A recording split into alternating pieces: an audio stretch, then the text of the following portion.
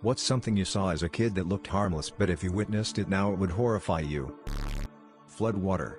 It was fun and games for the kids. And we even splashed around in it, much to the horror of our parents, who immediately scrubbed us down.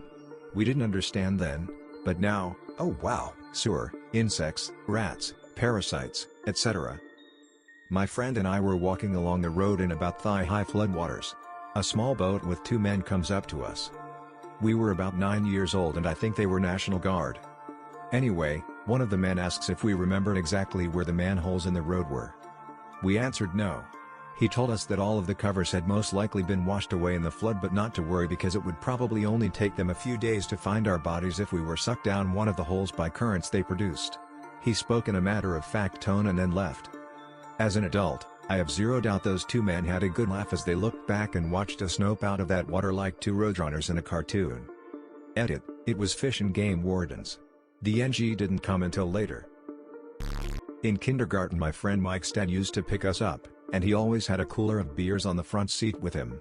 Would casually sip from cans as he drove. Growing up in the South, this was everyone.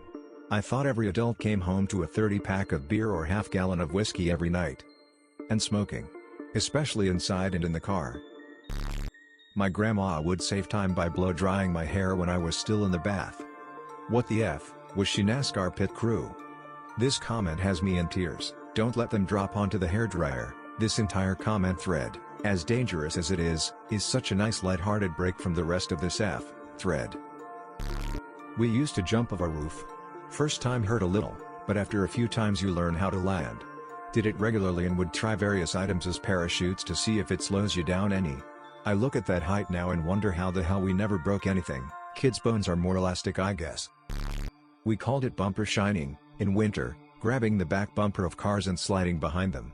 Saw kids doing it all the time. I'm a grown-up man and I still do this, only with slow-moving equipment around the yard now. I slipped once a few years ago and somehow managed to get the coffee cup in my pocket ran over but not me. Fools, drunks and little children I guess. Coffee cup in your pocket? A Contigo cup, empty, in my coat pocket. I slipped on the ice beside a truck and my coat got ran over by the dual wheels. It never touched me, didn't even rip my coat. Just crushed the cup. R.I.P. Contigo cup. Getting chased by a hippo while in a small motorboat. I was only like 8 at the time but I thought it was very fun. Meanwhile my parents were basically sitting their pants. Edit, wow this got more attention than I thought, lol. The context was my family hired a guy with a boat to bring us around the Okavango Delta. Calling him a guide would be generous, he was just a guy with a boat, and we got a bit too close to a lone male hippo. Chaos ensued. Hippos are utterly terrifying. I would have died of fright. Yeah, it was pretty close to us, and for a while was keeping up with the motorboat. They are scary animals. Keeping up being in title case makes me think that the Kardashians are taking over our smartphone keyboards. When I was a kid, I would go fishing with my dad quite often in the middle of the woods. One time, we heard what sounded like a woman scream. It spooked me, but not terrified, mostly just confused me. My dad was like, you know what, I am starving. Let's head home. And we left faster than normal, but he acted normal. Years later, we were reminiscing about all the adventures in the woods and I mentioned the weird scream, and he said oh, yeah, that was a mountain lion. As soon as I heard the scream, I looked up and saw it looking directly at you from the bank. That's why we got the hell out of Dodge. I had no clue. Edit for clarity, I don't think it was hunting us. I think it saw us as a threat to its territory and gave us a warning to get the F out. I think if we would have stayed, or panicked, it might have attacked.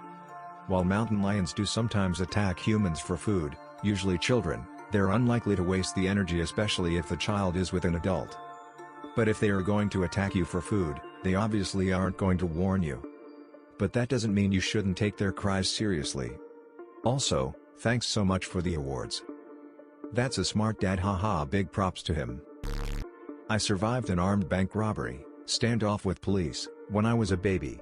My parents and grandparents told me we got locked in the bank on accident and the fire department had to unlock us, but when I got old enough they told me that it was a bank robbery. I'm still mildly shocked at it because you never know how those will go. I used to babysit a lot when I was like 12-13. I babysat for a family once where the 2-year-old boy's room had a lock on the outside. They told me to lock him in there for half an hour if he misbehaved, which I never did. At the time it seemed a little strange, but obviously now as an adult it seems like a giant red flag. When I was looking to buy a house a while back, my then fiancé and I found a house with locks on the outside of all the bedroom doors, and going inside those rooms we found scratch marks on every single door. We noped the F out of that house so fast. Edit, since I didn't mention this and I should have, the scratch marks were about chest high for me, and I'm just a hair over 6. It's possible an animal made them, but it would have had to have been a pretty big animal to get that high. Edit 2, I also should have mentioned that the locks were installed after the fact and there were some thick-ass slide bolt locks. Like, 3-finger thick ones. I wish I would have taken a picture of the place, but I wanted to get the hell out of there ASAP. There was a cockroach infestation in our bathroom when I was about 7 to 8 years old. So one Sunday me and my dad decided to take care of it and managed to take out 2 dustpan full of cockroaches with some hit. And many of them were big adult winged cockroaches. I was fearless back then.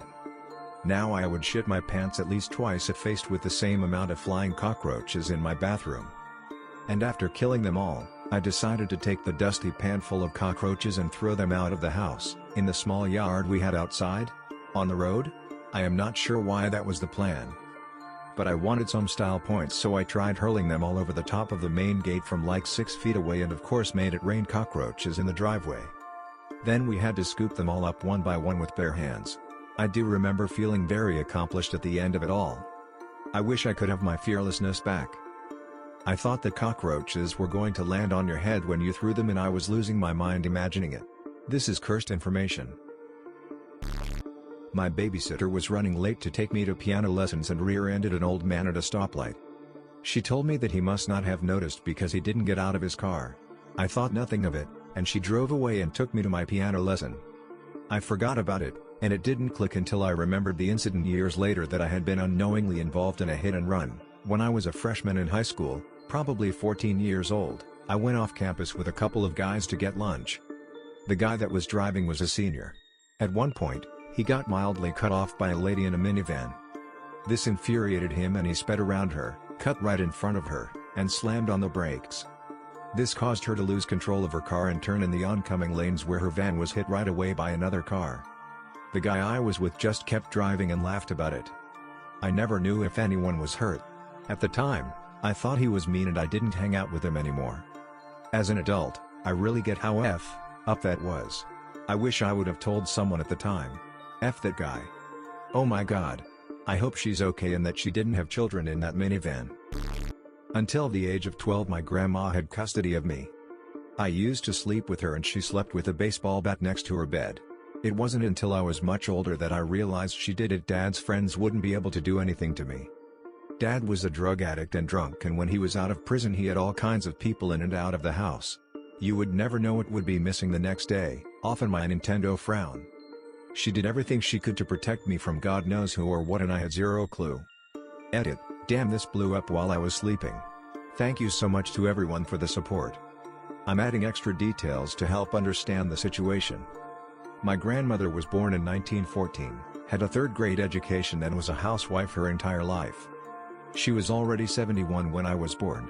My grandpa died when I was 4 and it was just her and I. We lived in a tiny 2-bedroom house in a terrible neighborhood. It was paid off and that's all she could afford. She lived off of the Social Security death benefits from my grandpa and food banks. She couldn't just leave and go anywhere else. Also, for those suggesting she should have called the cops, cops don't do anything if you say, "I'm scared these guys will do something bad." Cops have to wait till something bad happens. She did her very best and raised my right. Now my father is back in prison, shocker, and is pissed at me for not letting the past be in the past and welcoming him with open arms. Meanwhile I'm a 2x college graduate with a great job, my own house and recently married. She definitely did something right. Unfortunately she died when I was 12. I would give anything to be able to tell her how grateful I am to her for doing everything right. Your grandma is a hero. Thanks for watching till the end.